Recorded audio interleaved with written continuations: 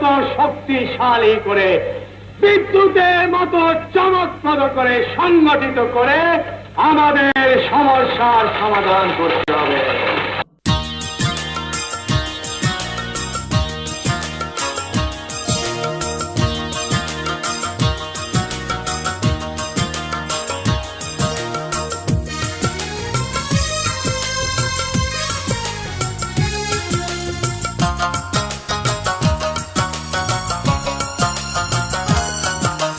একটি ছেলে তার মাকে বলে, মহান হতে মহৎ হতে কি তার প্রয়োজন।